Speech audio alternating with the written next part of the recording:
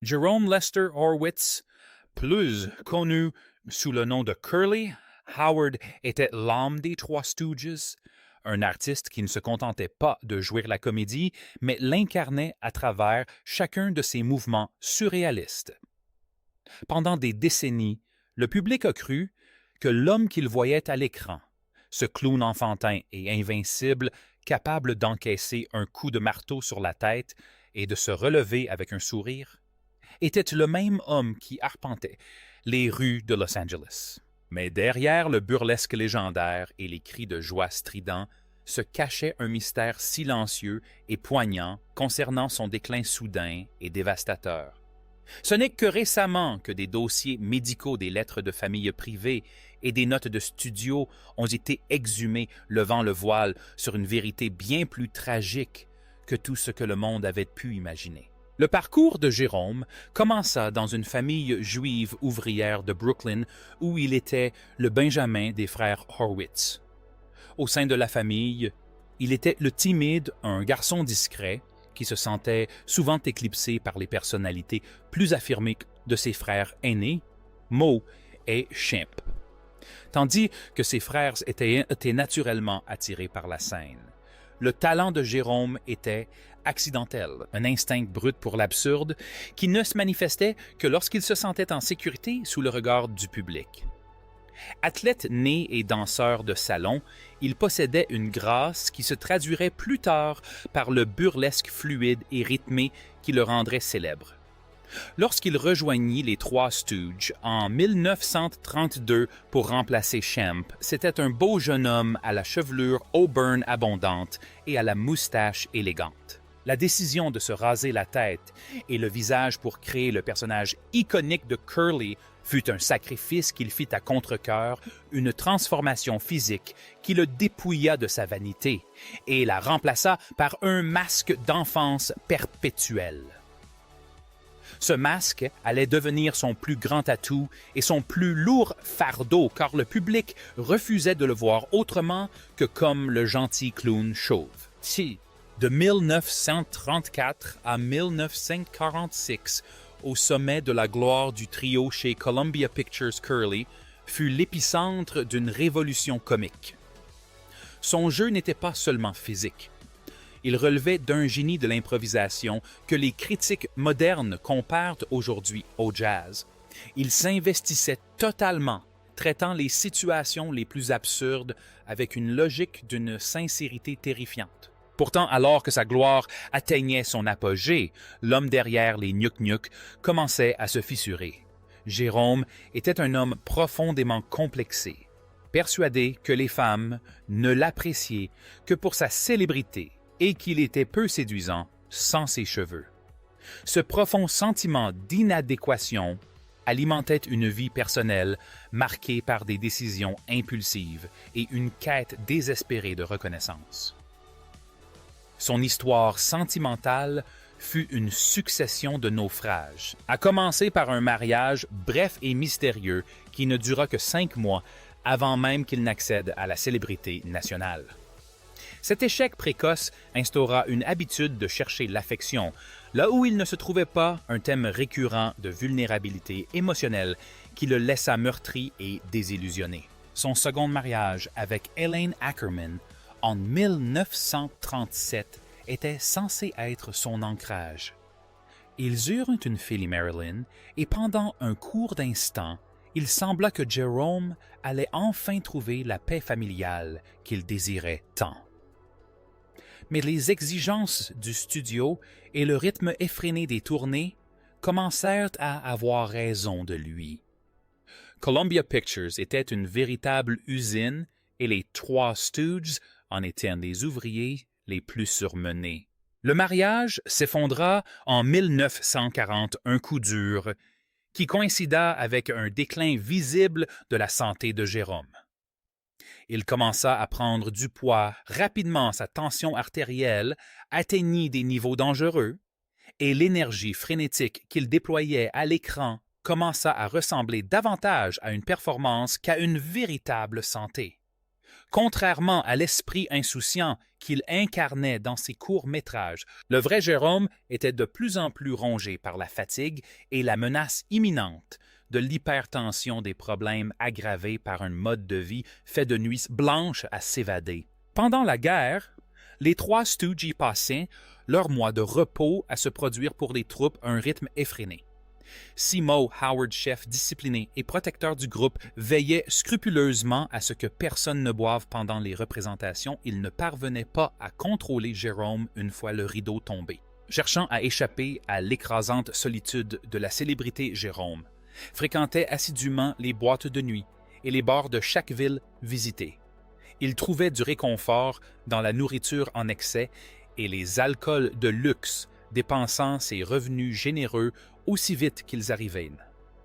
Incapable de gérer son argent, il achetait impulsivement des bijoux pour des inconnus et des biens dont il n'avait pas besoin, frôlant la faillite à plusieurs reprises.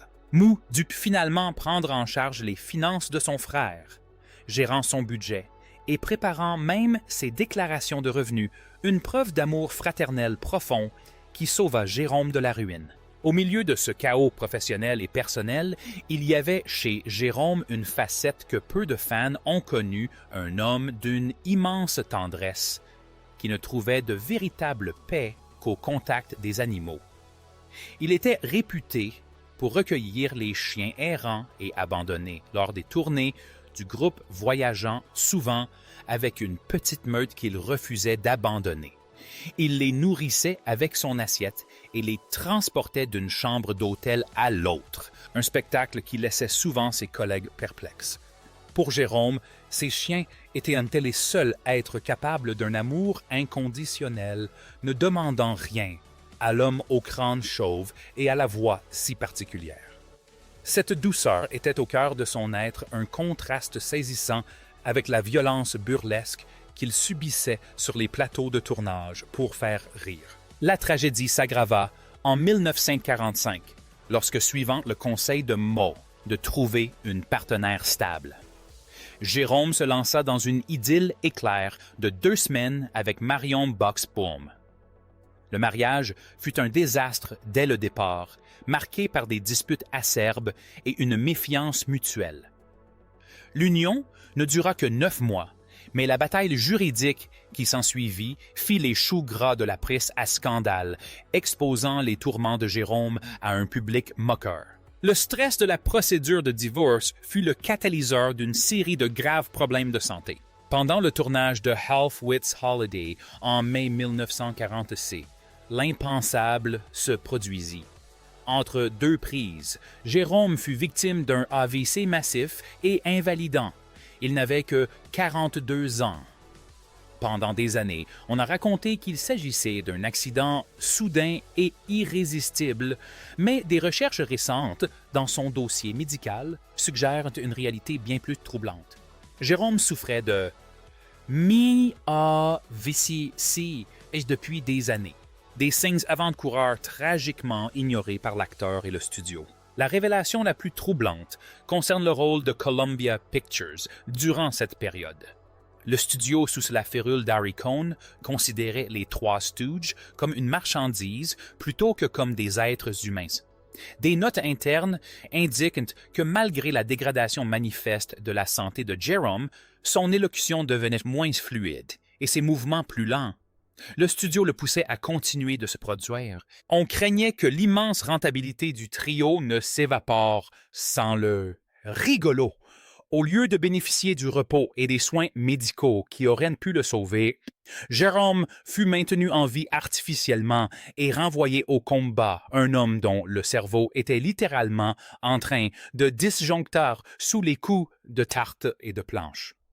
Moe Howard tenta de protéger son frère, mais le pouvoir du système hollywoodien était absolu et le spectacle devait continuer, quel qu'en soit le prix humain.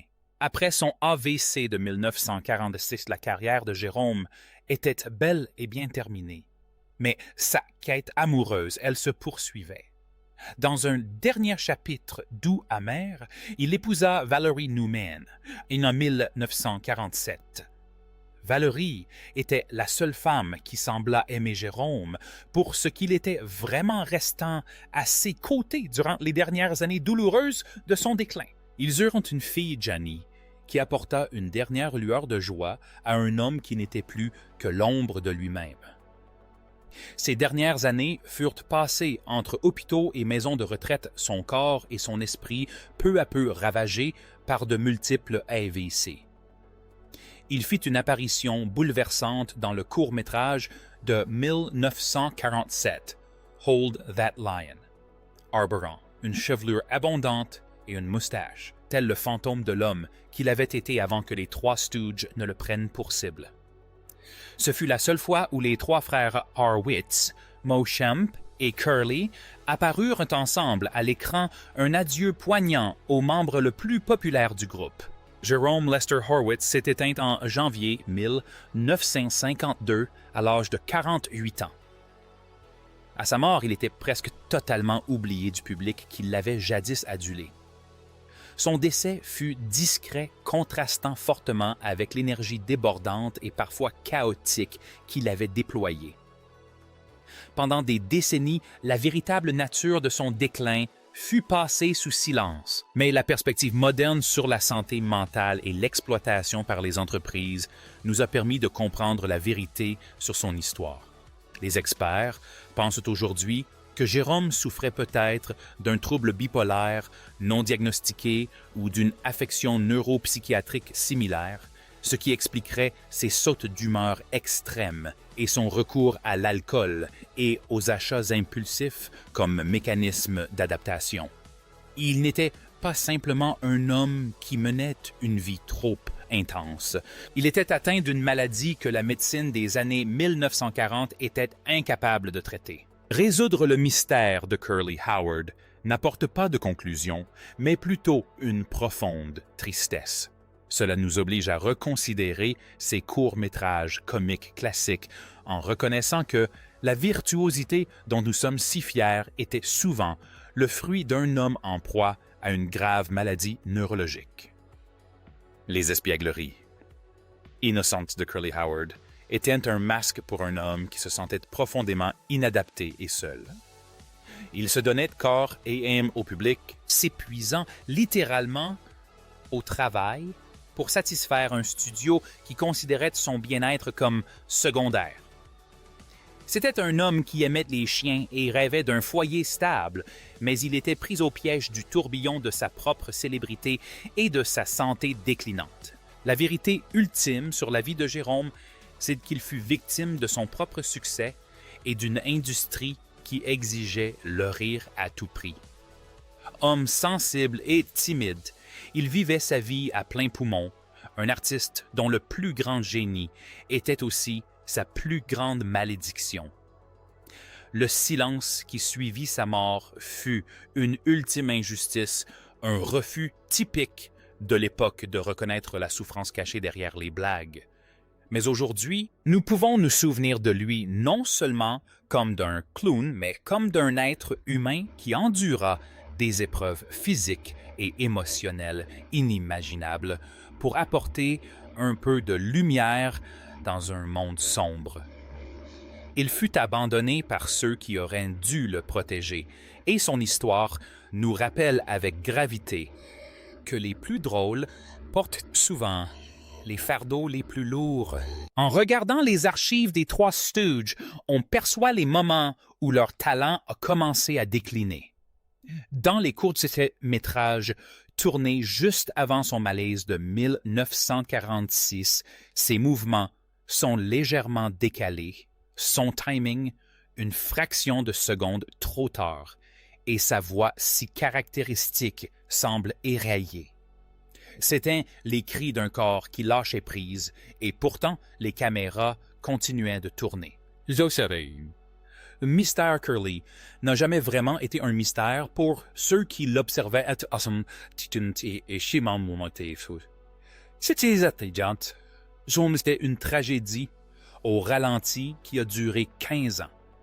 C'était un homme qui aspirait à être aimé.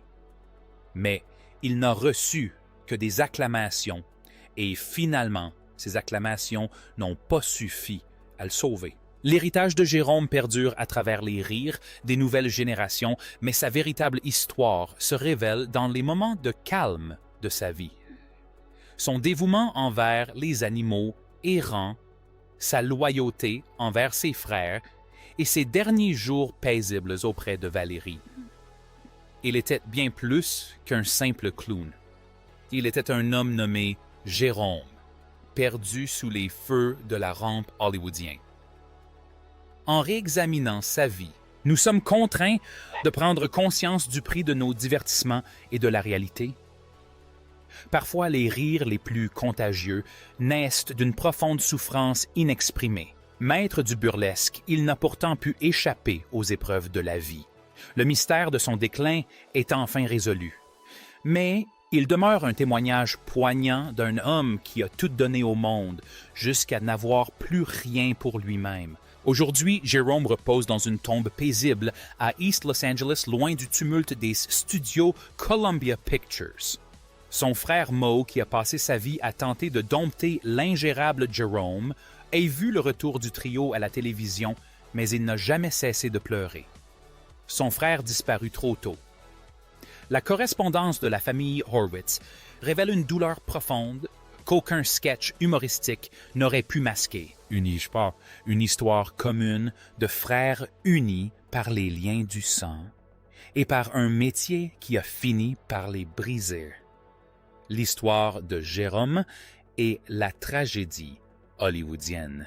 Par excellence, un rappel qu'en coulisses, il y a des êtres de chair et de sang qui souffrent, qui ont peur et qui, finalement, cèdent sous le poids de la gloire qu'on les contraint à porter. La révélation de ces troubles non diagnostiqués et de l'insensibilité du système des studios ne rend pas ces films moins drôles, mais les rend beaucoup plus humains. On perçoit désormais la bravoure de son jeu d'acteur, le courage qu'il lui fallait pour continuer à tournoyer et à chuter alors que son esprit était assiégé. Il n'était pas qu'un simple clown, c'était un guerrier du monde de la comédie menant un combat qu'il était voué à perdre. Et si la fin de son histoire n'est pas celle que ses fans auraient choisie, c'est celle qui nous permet enfin de voir l'homme derrière les rires. Jérôme Lester Horwitz était un homme d'un immense talent et d'une immense souffrance. Et après des décennies de silence, sa véritable histoire peut enfin être racontée. C'est une histoire de négligence et de stigmatisation, mais aussi d'amour fraternel et de paix chèrement acquise. En fin de compte, le plus drôle des trois Stooges mérite d'être honoré pour la lumière qu'il a apportée au monde, mais aussi pour les ténèbres qu'il a dû traverser pour y parvenir. Les Gnocs sont tombés dans l'oubli, mais l'homme demeure figure poignante d'une époque révolue qui nous rappelle que même au cœur du chaos, il existe un cœur qui aspire à un amour simple et paisible. Jerome Howard était une légende, mais il était aussi un homme comme les autres. Et la vérité de sa vie est le récit le plus puissant qu'il ait jamais livré. La compréhension moderne de son histoire nous permet également d'apprécier le rôle de Valerie Newman, qui fut autant son infirmière en soins palliatifs que son épouse. Elle lui apporta dans ses dernières années la dignité que le studio lui avait ôtée. À travers son regard, nous découvrons un Jérôme heureux de simplement s'asseoir dans un jardin avec ses chiens, un homme qui avait enfin cessé de fuir le fantôme de Curly. Cette dernière période de grâce fut sa seule récompense pour une vie de labeur exténuant.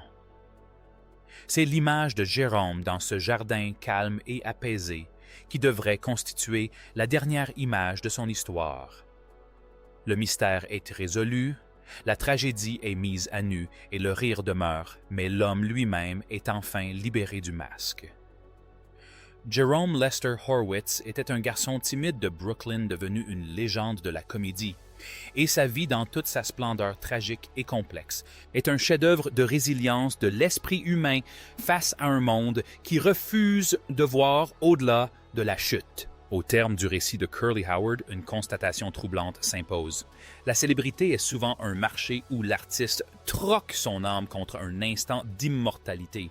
Jérôme a fait ce pacte, et s'il a atteint une gloire inimaginable, il y a laissé sa santé, sa raison et sa vie. Mais dans les rires qui éclatent encore lorsqu'un enfant le voit tournoyer sur le sol, pour la première fois, le sacrifice de Jérôme prend tout son sens. Il n'était pas qu'un simple faire-valoir. Il était un don pour un monde qui avait désespérément besoin d'oublier ses tourments. Son histoire est un avertissement sur le prix de la célébrité, mais c'est aussi un hommage à un homme qui, malgré tout, n'a jamais perdu son don de nous faire croire au pouvoir d'une voix ridicule et d'une chute parfaitement maîtrisée. Il était Jérôme, il était Curly et il était celui qui nous a appris que même quand la vie vous frappe de plein fouet, on peut toujours trouver le moyen de rire. Le mystère s'est dissipé, mais l'homme demeure une figure incontournable du panthéon de ceux qui ont vécu et sont morts pour faire rire. Le voyage de Jérôme est enfin terminé, et la vérité de sa vie est aussi forte et durable que l'humour qu'il nous a laissé. Au final, ce ne sont ni les Eva Si, ni le studio, ni les mariages ratés qui le définissent. Mais ce simple fait indéniable pendant quelques années, un garçon timide de Brooklyn a été l'homme le plus drôle du monde. Voilà l'histoire qu'il mérite et voilà la vérité qui permettra enfin à son âme de reposer en paix, une paix qu'il a si désespérément recherchée durant son passage sur Terre.